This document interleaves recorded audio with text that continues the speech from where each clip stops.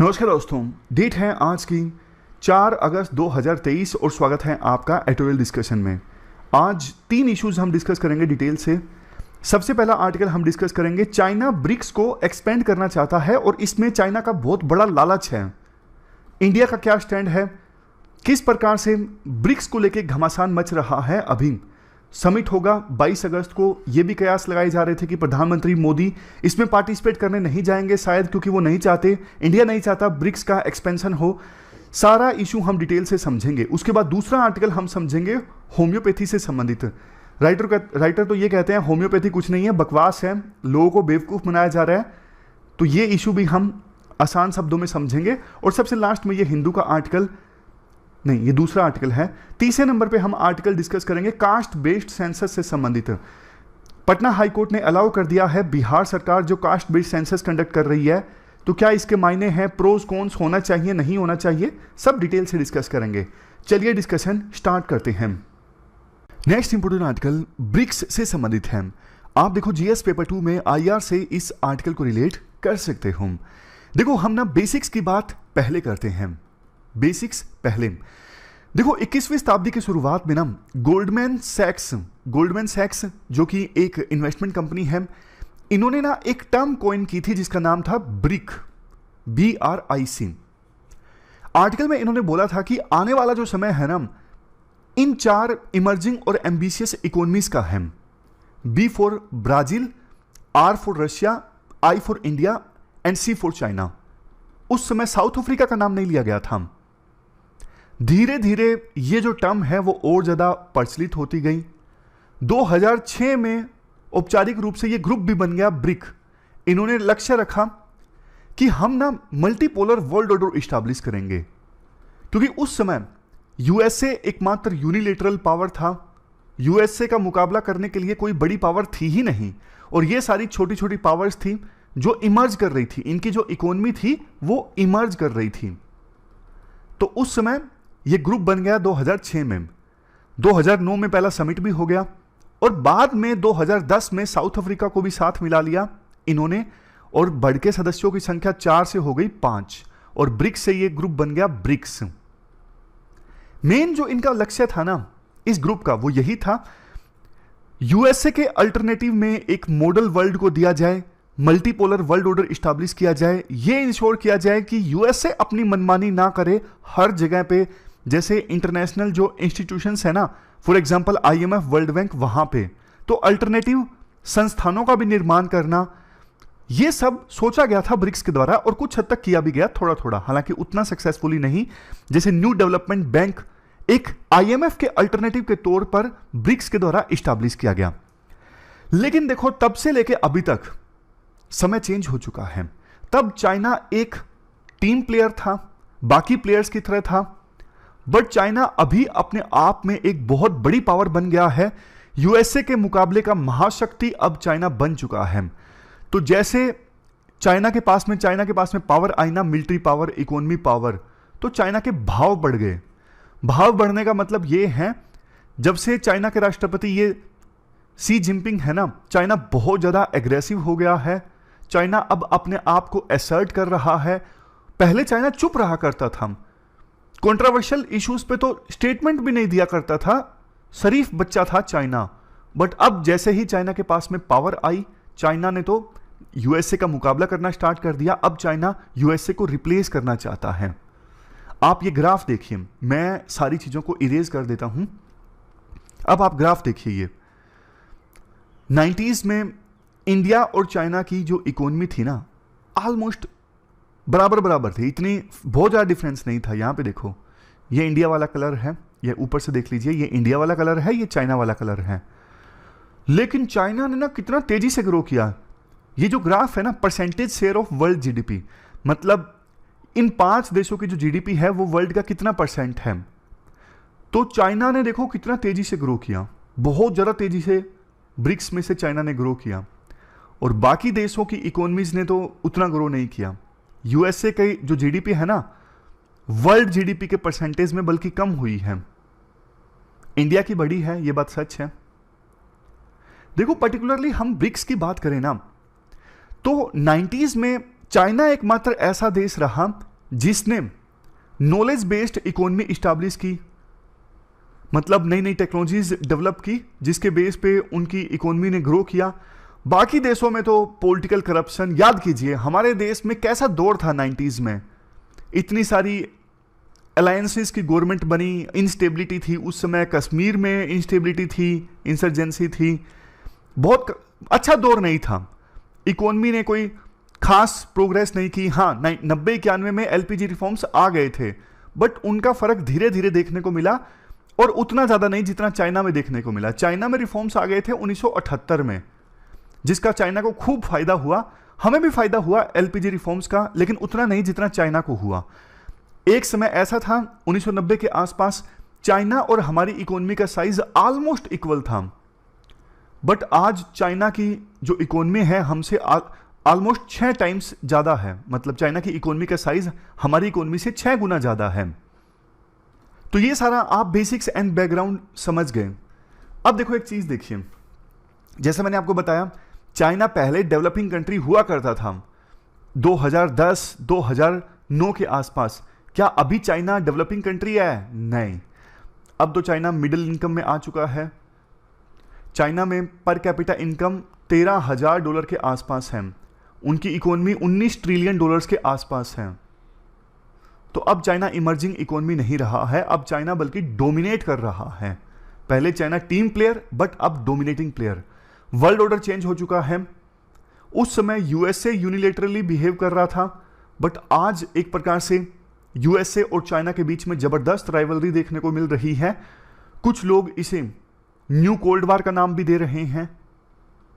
मतलब सिचुएशन काफी चेंज हो चुकी है। अब देखो चाइना क्या चाहता है, चाइना ब्रिक्स को ना एक्सपेंड करना चाहता है। चाइना चाहता है कई सारे नए देश भी ब्रिक्स का मेंबर बने। नए देश जैसे देखो ऑलमोस्ट 22 देश ऐसे हैं जो ब्रिक्स का मेंबर बनना चाहते हैं, including Iran, Saudi Arabia, Egypt, Indonesia. ऐसे ऐसे 22 देश हैं जो ब्रिक्स का मेंबर बनना चाहते हैं, और चाइना भी चाहता है ये जो ग्रुप है ना एक्सपेंड हो। चाइना को क्या फायदा होगा? चाइना को देखो ये फायदा होगा, चाइना ब्रिक्स को ना एक ऐसे ग्रुप में कन्वर्ट कर देगा जो यूएसए और यूएसए के जो पार्टनर कंट्रीज है ना उनकी पॉलिसी का विरोध करेगा। आपके मन में आया होगा, क्या चाइना इसे नाटो जैसे ग्रुप में तब्दील करना चाहता है? नहीं नहीं, नाटो जैसे ग्रुप में नहीं। नाटो तो देखो एक प्रकार से मिलिट्री अलायंस है यूएसए और यूएसए के अलाय कंट्रीज का, जो यूएसएसआर का मुकाबला करने के लिए बना था। ब्रिक्स को चाइना नाटो की तरह नहीं बनाना चाहता। ब्रिक्स एक पॉलिटिकल ऑर्गेनाइजेशन है जो सिर्फ बातें करती है, लेकिन चाइना का तो फायदा होगा ना। मान लीजिए जो नए मेंबर्स आए हैं वो सारे ऐसे मेंबर्स हैं जो चाइना के चेले हैं, चाइना की बात मानते हैं, तो उनकी सहायता से ना चाइना क्या करेगा, ब्रिक्स में ऐसे ऐसे रेजोल्यूशन पास करवाएगा जो यूएसए के खिलाफ हैं, मतलब ऐसे रेजोल्यूशंस जो यूएसए को क्रिटिसाइज करें। जैसे देखो एग्जांपल के तौर पर यूएसए और यूएसए के अलाय कंट्रीज ने अभी यूक्रेन की मदद की, तो ज्यादा मेंबर्स होंगे, चाइना के चेले होंगे, तो ना चाइना उनकी सहायता से ब्रिक्स में ऐसा रेजोल्यूशन पास करवा देगा कि यूएसए और यूएसए के अलाय कंट्रीज यूक्रेन में जो कुछ कर रहे हैं वो गलत है, वो इंटरनेशनल लॉज के अगेंस्ट है। तो इससे यूएसए के ऊपर दबाव बढ़ेगा। कहने को दबाव बढ़ेगा, वास्तव में कुछ फर्क पड़ता नहीं है, लेकिन फिर भी मतलब इस पूरे ग्रुप में चाइना और ज्यादा डोमिनेट करने लगेगा। चाइना का सैटेलाइट ग्रुप ये बन के रह जाएगा ब्रिक्स अगर नए मेंबर्स ऐड होते हैं। क्योंकि अभी तो देखो इंडिया जैसे देश हैं, छोटा ग्रुप है, इंडिया जैसे देश हैं, कभी कभार इंडिया भी बोल देता है कि भैया ये रेजोल्यूशन नहीं पास करो, क्योंकि इंडिया यूएसए का दोस्त है। लेकिन अगर मान लीजिए चाइना ने 3-4 और देश ऐड करवा लिए इसमें, और सारे के सारे चाइना के चेले हैं, तो 8 देश एक तरफ और इंडिया एक तरफ, इंडिया कब तक विरोध करेगा? इसलिए इंडिया ना थोड़ा हिचकिचा रहा है। इंडिया आप देखो साफ तौर पे तो मना कर नहीं सकता, ये नहीं बोल सकता कि हम ग्रुप को नहीं एक्सपेंड होने देंगे। फिर तो देखो जो इंडोनेशिया जैसे देश हैं जो मेंबरशिप हासिल करना चाहते हैं, उनको बुरा लगेगा। उनको लगेगा यार इंडिया वालों तुम्हें क्या दिक्कत है, हम मेंबर बन लेंगे ब्रिक्स का, तुम क्यों बीच में रोड़ा अटका रहे हो। इसलिए इंडिया इन देशों के साथ में जो मेंबर बनना चाहते हैं अपने रिलेशंस खराब नहीं करना चाहता। इंडिया और ब्राजील जैसे देशों को देखो ये भी डर है, 5 मेंबर हैं तो इंडिया की वैल्यू है, इंडिया की बात सुनी जाती है। अगर बहुत सारे मेंबर्स हो गए तो हमारी जो वेटेज है ना ग्रुप में और ज्यादा कम हो जाएगी, ये भी डर है। तो इसलिए देखो इंडिया ने ये बोला हम चाहते हैं आप एक्सपेंड करना चाहो कर लो, कोई बात नहीं, लेकिन सोच समझ के ध्यान से एक्सपेंड करो। समझ गए? आप पहले प्रोसीजर बताओ, आप जो नए मेंबर्स ऐड करना चाहते हो उनका क्या प्रोसीजर होगा, पैरामीटर्स क्या होगा चूज करने का, किस क्राइटेरिया के आधार पे आप नए देशों को ऐड कर रहे हो इस ग्रुप में, पहले इन सब चीजों पर ना सहमति बना लो। तो ये इंडिया ने बोला है। ब्राजील को भी यही लगता है, ब्राजील को लगता है कि ये ग्रुप जो है ना एंटी यूएसए बन के ना रह जाए, क्योंकि ब्राजील जैसे देश भी यूएसए के साथ थोड़े बहुत अपने रिश्ते अच्छे बना के रखना चाहते हैं। तो बाद में वो ये ग्रुप पूरी तरह से एंटी यूएसए बन गया तो फिर यूएसए का दबाव और ज्यादा बढ़ जाएगा इंडिया और ब्राजील पे। यूएसए इनको बोलेगा कि भैया तुम इस ग्रुप में क्यों शामिल हो जो हमेशा मेरे खिलाफ बोलता है, तुम भी इस ग्रुप की मेंबरशिप छोड़ दो। तो ये भी कंसर्न है इंडिया और ब्राजील जैसे देशों का जिनके रिश्ते यूएसए के साथ भी ठीक ठाक हैं। चाइना को, रशिया को, इनको तो फर्क पड़ता नहीं है, इनके तो रिश्ते ऑलरेडी यूएसए के साथ खराब हैं, यूएसए इनको कुछ बोलने वाला नहीं है, यूएसए ने इनके ऊपर सैंक्शंस भी लगाए हुए हैं। एक रीजन देखो ये भी है कि इंडिया नहीं चाहता ग्रुप एक्सपेंड हो। छोटा ग्रुप होता है ना, थोड़े मेंबर्स होते हैं, तो कोई भी डिसीजन ना ज्यादा अच्छे से लिया जा सकता है। बड़े ग्रुप में ना डिसीजन लेना भी रिलेटिवली डिफिकल्ट होता है। तो ये पूरा आर्टिकल हमने ब्रिक्स से संबंधित डिस्कस किया। 22 अगस्त को ब्रिक्स का समिट है। बोला जा रहा था पहले प्रधानमंत्री मोदी नहीं जाएंगे, अब बोला जा रहा है कि जाएंगे।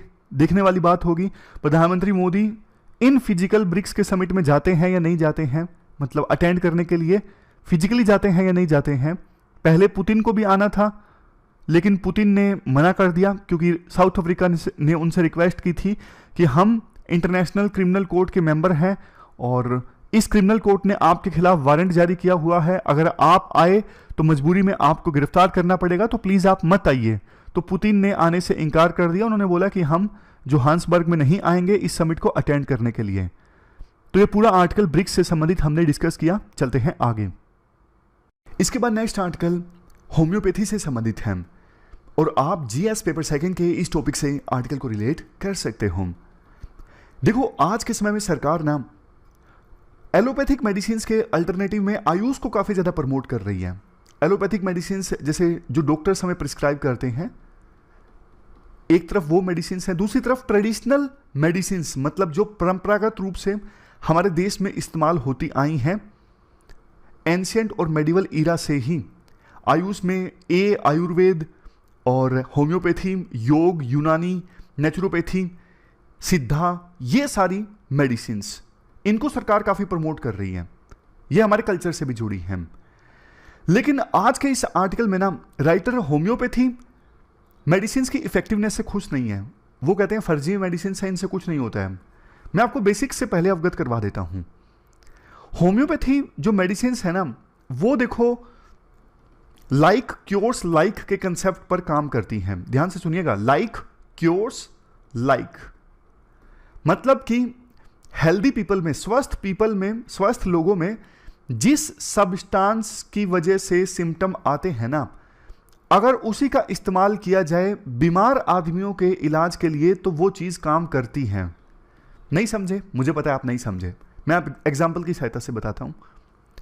देखो मान लीजिए कोई आदमी बीमार है, महेश अभी बीमार है, आंखों में पानी आ रहा है और जुकाम हो गया, पूरा नाक बह रही है, ये सिचुएशन है महेश की। तो ना अब आपको पता है एक स्वस्थ आदमी के आंखों में पानी कब आता है? स्वस्थ आदमी की आंखों में पानी आता है जैसे उसके सामने प्याज काटा जाए, प्याज से, ओनियन से उसकी आंखों में पानी आता है। तो ओनियन को डाइल्यूटेड फॉर्म में इस्तेमाल किया जाए और दिया जाए महेश को, तो फिर क्या होगा? महेश में जो नेचुरल हीलिंग सिस्टम है ना महेश की बॉडी में, वो स्टिमुलेट हो जाएगा और ऑलरेडी जो किसी दूसरे कारणवश से महेश की आंखों में पानी आ गया है वो चीज ठीक हो जाएगी, क्योंकि प्याज देने से, ओनियन देने से जो नेचुरल हीलिंग सिस्टम है महेश की बॉडी का वो स्टिमुलेट हो गया है, वो हरकत में आ गया है, वो एक्टिव हो गया है। चूंकि अब वो एक्टिव हो गया है इसलिए वो ऑलरेडी जो महेश की नाक में पानी आ रहा था, आंख में पानी आ रहा था, वो ठीक हो जाएगा क्योंकि बॉडी अब एक्टिव हो चुकी है। अब समझे आप, इस एग्जाम्पल से तो आप पक्का समझ गए होंगे। ये है कंसेप्ट लाइक क्योर्स लाइक, मतलब एक हेल्दी पर्सन को कोई सब्सटेंस देने से जो सिम्टम आते हैं ना, बीमार आदमी को भी वही अगर आप चीज दोगे तो ऑलरेडी अगर वो सिम्टम्स किसी दूसरी चीज की वजह से हैं तो वो ठीक हो जाएंगे, क्योंकि बीमार आदमी का जो बॉडी का नेचुरल हीलिंग प्रोसेस है वो स्टिमुलेट हो जाएगा, वो एक्टिवेट हो जाएगा। लेकिन देखो कंसेप्ट तो आप समझ गए, बट रिसर्चर्स ना मानते नहीं है इस होम्योपैथी के कंसेप्ट को। इफेक्टिवनेस इसकी काफी ज्यादा वीक है। जो अनरजिस्टर्ड ट्रायल्ड है ना, मतलब ऐसे ट्रायल्स जो रजिस्टर नहीं हुए, वो दावा करते हैं कि देखो हमें एविडेंस मिला है, हमारी रिसर्च में सामने आया है कि होम्योपैथी इफेक्टिव है, लेकिन कोई भी ऐसा रजिस्टर्ड ट्रायल नहीं है जो ये बोले कि हाँ हमने ये ट्रायल किया था, ये डेटा सामने आया है, ये जो इलाज का तरीका है ये इफेक्टिव है। समझ गए? अब इसमें डेटा दिया जाता है, जैसे 1835 का टेस्ट है न्यूरमबर्ग साल्ट टेस्ट। इसमें बोला गया साफ तौर पे कि होम्योपैथिक मेडिसिन इफेक्टिव नहीं है, और जो दावा करते हैं इफेक्टिव, या तो उनकी ये इमेजिनेशन है या वो अपने आप को धोखा दे रहे हैं। अगर फ्रॉड नहीं है तो, मतलब कुछ लोग बोलते हैं ना कि ये इफेक्टिव है, या तो वो फ्रॉड है, अगर फ्रॉड नहीं है तो वो अपने आप को धोखा दे रहे हैं। अब देखो एक इंपॉर्टेंट बात राइटर बोलते हैं, WHO ने साफ तौर पे मना किया है कि आप HIV, डेंगू ऐसे अनेकों डिजीज के लिए होम्योपैथिक मेडिसिन मत लीजिएगा, और ऐसी डिजीज जहां पर देखो इमीडिएट इलाज की आवश्यकता है वहां पे तो बिल्कुल भी मत लीजिएगा, क्योंकि नुकसान हो जाएगा। क्योंकि कई बार ना इंसान भरोसे में बैठ जाता है कि होम्योपैथिक मेडिसिन ली है मेरा इलाज होगा, बट WHO कहते हैं इससे कोई इलाज नहीं होगा, तो खास करके इन डिजीज के लिए तो आप बिल्कुल मत लीजिएगा। राइटर कहते हैं देखो हमें ना एविडेंस बेस्ड अप्रोच अपनाने की आवश्यकता है। आप क्लिनिकल ट्रायल से एविडेंस लाओ ताकि होम्योपैथिक मेडिसिन का इफेक्टिवनेस साबित हो सके और इनका यूज हो सके, वर्ल्ड को बल्कि इससे फायदा होगा। लेकिन होम्योपैथिक मेडिसिन वाले बोलते हैं हम एविडेंस बेस्ड अप्रोच को मानते ही नहीं, हमें कोई सबूत देने की जरूरत नहीं है। तो WHO वाले और दूसरे एक्सपर्ट्स बोलते हैं यार आप एक बात बताओ, आप एविडेंस बेस्ड अप्रोच को नहीं मानते तो कौन सी अप्रोच को मानते हो, आप वही बता दो। मतलब कोई तो आधार होगा ना जिसके आधार पे हम मेडिसिन यूज करना स्टार्ट करेंगे। जो एलोपैथिक मेडिसिन होती हैं वो इतने इतने क्लिनिकल ट्रायल से होकर गुजरती है, सबूत आता है, डेटा सामने आता है, तब उनका इस्तेमाल होना स्टार्ट होता है। लेकिन आप किस अप्रोच को मानते हो जिसके आधार पे आप ये मान के चलते हो कि मेडिसिन अब इफेक्टिव है? कोई तो आपकी अप्रोच होगी ना, वो अप्रोच ही बता दो आप। और एक चीज और भी देखिए ना, मल्टीपल डिसिप्लिन्स जो हैं जैसे psychology, economics, community health, implementation science, public policy, सभी डेटा के आधार पे काम करती हैं। एविडेंस बेस्ड अप्रोच सबने अपनाया है, तो आप क्यों नहीं अपना रहे हो एविडेंस बेस्ड अप्रोच? एविडेंस है तो आपको भी अप्रूवल मिलेगा। इसके बाद राइटर बोलते हैं देखो सरकार का ये कहना कि मेडिसिन को डीकोलोनाइज कर दो, हमारी जो पुरानी इलाज की पद्धतियां हैं आयुष, उनका इस्तेमाल करो। राइटर कहते हैं देखो ये जो होम्योपैथी मेडिसिन है ना, ये तो कॉलोनियल ईरा में ही हमारे देश में इंट्रोड्यूस की गई थी, ऑस्ट्रिया के एक फिजिशियन JM होनिगबर्गर के द्वारा। तो मतलब कॉलोनियल ईरा में ही 1839 में ये मेडिसिन इंडिया में आई थी। तो आप यूं नहीं कह सकते कि ये पुराने समय में इंडिया में यूज होती थी, ये तो बल्कि जब इंडिया कॉलोनी था ब्रिटिशर्स की तभी इसे भारत में इंट्रोड्यूस किया गया था। और ये कहना भी अतिशयोक्ति नहीं होगा कि इसे कॉलोनियल बेनिफिट्स के लिए ही इंट्रोड्यूस किया गया था कि यहाँ के लोगों को ये मेडिसिन दिया जाए और इससे मुनाफा कमाया जाए। लास्ट में राइटर बोलते हैं देखो बहुत सारे जो होम्योपैथी के सपोर्टर हैं ना, वो गांधी और टैगोर जैसे जो महान लोग हैं उनका नाम लेते हैं कि इन्होंने होम्योपैथी को सपोर्ट किया था। बट गांधी की जो राइटिंग्स है ना, उसमें कभी उल्लेख मिलता नहीं है कि गांधी ने होम्योपैथी का सपोर्ट किया था, और ना ही टैगोर की राइटिंग में ऐसा कोई सबूत मिलता है। तो सिर्फ देखो डीकोलोनाइजेशन के नाम पे होम्योपैथी को हम सपोर्ट नहीं कर सकते। इंडिया को आवश्यकता है एविडेंस बेस्ड और एथिक्स ड्रिवन मेडिसिन की। तो ये पूरा आर्टिकल हमने होम्योपैथी से संबंधित डिस्कस किया। चलते हैं आगे। इसके बाद नेक्स्ट आर्टिकल कास्ट सेंसस से संबंधित है। कंटेक्स्ट देखो ये है, बिहार की सरकार ने ये कास्ट बेस्ड सर्वे कंडक्ट कर रही थी, लेकिन पटना हाईकोर्ट ने रोक लगा दिया था। एक पिटीशन फाइल की गई थी पटना हाई कोर्ट में कि बिहार की सरकार ऐसा कर भी नहीं सकती, क्योंकि सेंसस कंडक्ट करना, कास्ट संबंधी डेटा कलेक्ट करना, ये सेंट्रल गवर्नमेंट का काम है, ये स्टेट गवर्नमेंट के डोमेन में नहीं आता। दूसरी चीज़, हर किसी से कास्ट पूछना ये उसकी प्राइवेसी का उल्लंघन है। राइट टू प्राइवेसी जो एक फंडामेंटल राइट है उसको वायलेट करता है बिहार सरकार का कास्ट सेंसस कंडक्ट करना। तो पटना हाई कोर्ट ने शुरू में तो रोक लगा दी थी, अब लेकिन पटना हाई कोर्ट ने ना अलाउ कर दिया है। पटना हाई कोर्ट ने कहा कि देखो, चूंकि बिहार की सरकार ये सेंसस कंडक्ट कर रही है इकोनॉमिक डेवलपमेंट के लिए, सोशल डेवलपमेंट के लिए, तो मतलब लेजिटिमेट स्टेट इंटरेस्ट है और कंपलसरी नहीं है, वॉलंटरी है अपनी कास्ट को डिक्लेयर करना। तो इसलिए पर्सन की मर्जी है वो डिक्लेयर करना चाहता है कि नहीं करना चाहता, और डेटा लिया जा रहा है, सिर्फ लिमिटेड डेटा लिया जा रहा है जितना कि इकोनॉमिक डेवलपमेंट के लिए ज़रूरी है। और दूसरी चीज़, ये तर्क कि राज्य सरकार ऐसा नहीं कर सकती, ये गलत है। कॉन्करेंट लिस्ट जो है संविधान के 7वें शेड्यूल में, जो कॉन्करेंट लिस्ट है उसमें ये लिखा हुआ है कि स्टेट गवर्नमेंट और सेंट्रल गवर्नमेंट दोनों स्टैटिस्टिक्स इकट्ठा कर सकते हैं डिटेल्स को वेरीफाई करने के लिए, ताकि economic and social planning goals को अचीव किया जा सके। तो एक कॉन्करेंट लिस्ट में एक अलग एंट्री भी है जिसके बेस पे हम ये सर्वे कंडक्ट कर रहे हैं। तो पटना हाई कोर्ट ने बिहार सरकार को अलाउ कर दिया कि आप कास्ट बेस्ड सेंसस कंडक्ट कर लीजिए। बिहार की सरकार देखो इसलिए कंडक्ट करना चाहती है कि एक तो नंबर पता लग जाए कि कौन सी कास्ट के कितने लोग हैं, ये पता लग जाए कि किसको कितना बेनिफिट मिल रहा है, बेनिफिट इंक्रीज करना है या डिक्रीज करना है। ये इन सब चीज़ों को ध्यान में रख के बिहार की सरकार ऐसा करना चाहती है। तो हम ना थोड़ा डिटेल से इस इशू को डिस्कस कर लेते हैं बेसिक्स के साथ कि सेंसस क्या होता है, सोशो इकोनॉमिक कास्ट सेंसस क्या होता है, कास्ट सेंसस क्या है, वो सारी चीज़ें थोड़ा बेसिक्स के साथ डिस्कस कर लेते हैं। सबसे पहले हम सेंसस के इंपॉर्टेंस की बात करते हैं।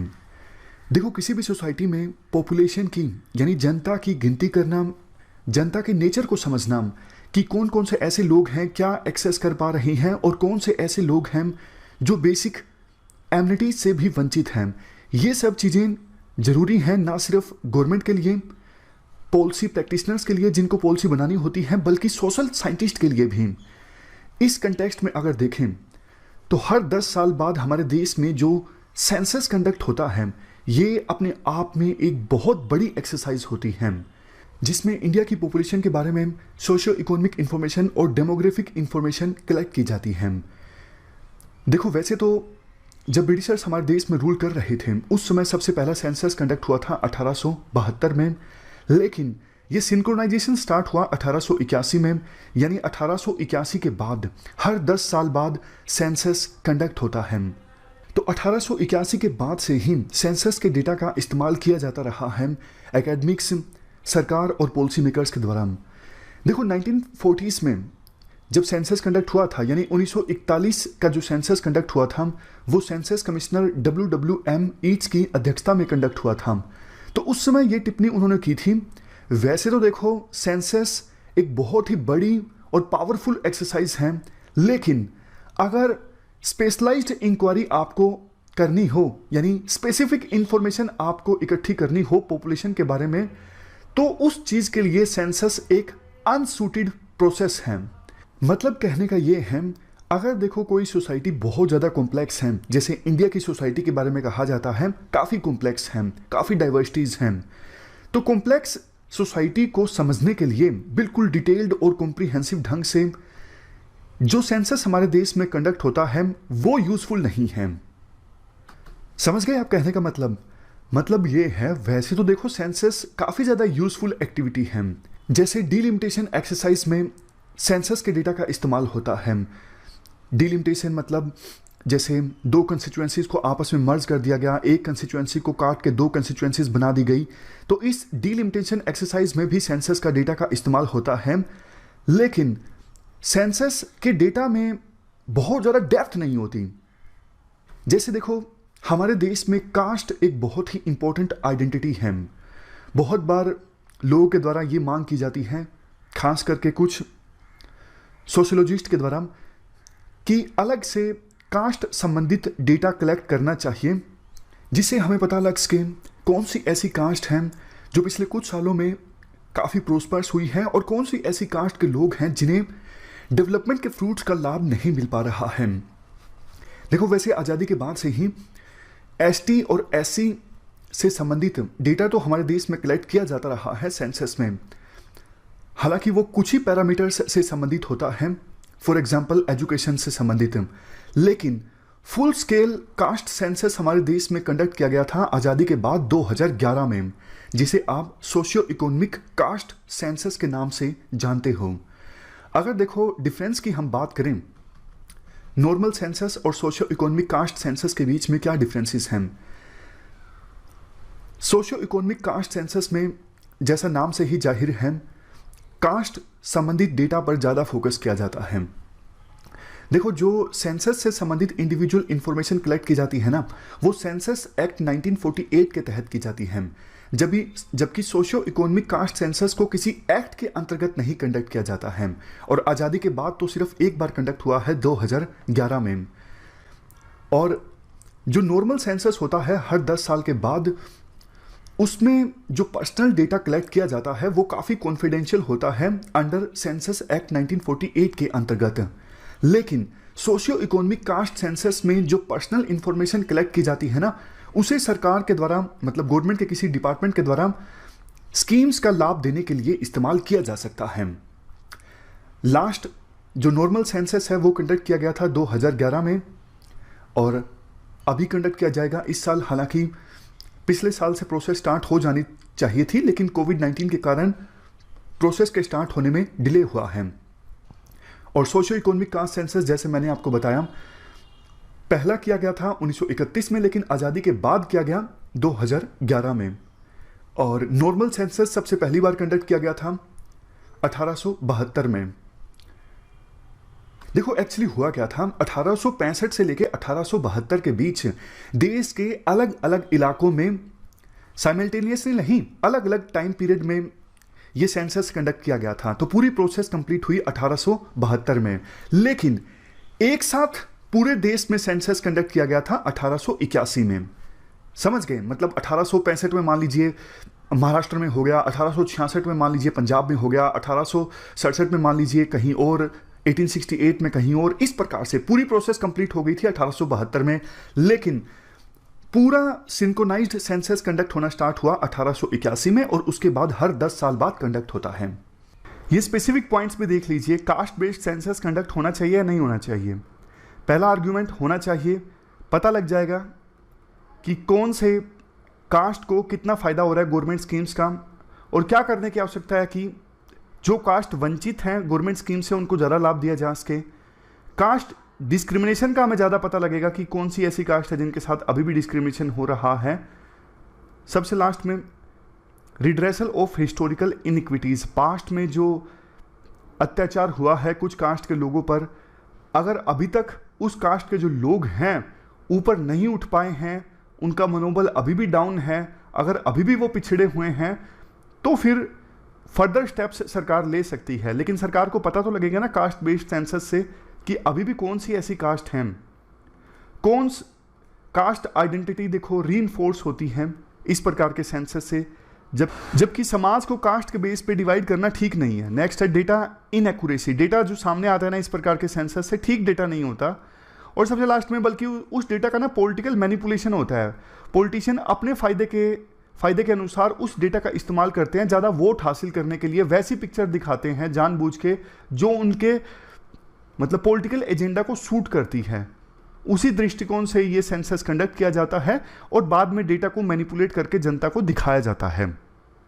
तो ये पूरा आर्टिकल हमने डिस्कस किया कास्ट बेस्ड सेंसस से संबंधित। लास्ट में देखो समरी के माध्यम से रिवाइज करते हैं। एथिकल डेफिनेशन और क्वेश्चन का तो आज हमारा ब्रेक है, कल हम करेंगे। साउथ एशिया वाला आर्टिकल हमने डिस्कस किया था सी राजा मोहन का। साउथ एशिया का रीजन सबसे कम इंटीग्रेटेड है, और एक बात जो प्रचलित है कि सार्क के थ्रू ही ये और ज़्यादा इंटीग्रेट होगा, वो बात झूठी साबित हो रही है। सार्क अब और ज़्यादा इंटीग्रेट हो रहा है। इसके काफ़ी सारे रीजन्स हैं। एक तो इंडिया की इकोनॉमी काफ़ी तेज़ी से ग्रो हुई है, इंडिया का पड़ोसी देशों के साथ ट्रेड बढ़ रहा है। दूसरा, external countries for example USA के अलाई कंट्रीज़, जापान जैसे देश, वो ना इस रीजन में इन्वेस्ट कर रहे हैं इंडिया के पड़ोसी देशों में, ताकि चाइना के बढ़ते इन्फ्लुएंस को रोका जा सके। और सबसे लास्ट में एक रीज़न ये भी है कि हमारे पड़ोसी देशों की ना सिचुएशन ख़राब है, जैसे श्रीलंका, पाकिस्तान, नेपाल। तो ना ये आईएमएफ के पास जाते हैं तो आईएमएफ इनके ऊपर ना प्रेशर लगाता है कि आप इंडिया के साथ संबंधों को इंप्रूव कीजिए, अपनी इकोनॉमी को ओपन कीजिए। इसलिए भी ये अब इंडिया के साथ ज़्यादा ओपनली ट्रेड करने को तैयार हैं, पाकिस्तान को छोड़ के। ट्रेजेक्ट्री ऑफ प्रोग्रेस वाला आर्टिकल हमने डिस्कस किया था, जिसमें राइटर वो सारी बातें बोलते हैं। ग्रोथ जो है वो इक्विटेबल होनी चाहिए, अभी ग्रोथ इक्विटेबल नहीं है। और एक जो अप्रोच है ना कि सेंट्रलाइज्ड अप्रोच है, टॉप डाउन अप्रोच है, इससे पूरे वर्ल्ड की प्रॉब्लम्स को सोल्व करने की कोशिश करोगे तो नहीं होगी। एसडीजी गोल्स को अडॉप्ट किया गया था 2015 में, बट अभी हम तेज़ी से आगे नहीं बढ़ रहे हैं। अलग अलग देशों की प्रॉब्लम्स अलग अलग है, तो सिमिलर अप्रोच के हिसाब से आप नई सॉल्यूशंस फाइंड आउट कर सकते। लोकल्स को डिसीजन मेकिंग में शामिल करना जरूरी है, लोकल सिचुएशन के हिसाब से प्रॉब्लम्स का समाधान होना चाहिए। ये सारी चीज़ें इसमें थी। फिर डीप टेक स्टार्टअप वाला हमने आर्टिकल डिस्कस किया था। डीप टेक स्टार्टअप मतलब ऐसा स्टार्टअप जो एडवांस टेक्नोलॉजी और इंजीनियरिंग लेके आता है, जिससे लोगों का जो जीवन है वही बदल जाता है। अब देखो, जैसे आर्टिफिशियल इंटेलिजेंस के आधार पे कोई स्टार्टअप है, ऐसे स्टार्टअप में काम करना बड़ा मुश्किल होता है, क्योंकि रिस्क काफ़ी ज़्यादा इन्वॉल्व होता है ऐसे स्टार्टअप में। तो अब ना हमारे देश में ना ऐसे स्टार्टअप का भी इकोसिस्टम डेवलप हो रहा है, इसमें जहां एक तरफ गवर्नमेंट भी इन्वेस्ट कर रही है लैब्स के थ्रू। गवर्नमेंट की जो लैब्स है ना, पीएसयू की जो लैब्स है ना, ऐसे स्टार्टअप्स की हेल्प कर रहे हैं, जैसे IIT Madras research park, C camp, ये डिपार्टमेंट ऑफ बायोटेक्नोलॉजी का है। दूसरी तरफ जो इंडस्ट्री के लीडर्स हैं ना, जैसे अदानी अंबानी टाइप के लोग, ये भी ऐसे स्टार्टअप्स में इन्वेस्ट कर रहे हैं। देखो, सरकार और बड़े इंडस्ट्रियल ग्रुप्स डायरेक्टली ऐसे स्टार्टअप्स में इन्वेस्ट नहीं कर सकते, क्योंकि स्क्रूटनी बहुत ज़्यादा होती है, इनसे क्वेश्चंस बहुत पूछे जाते हैं। तो अब लास्ट में ना दो चीज़ें चाहिए।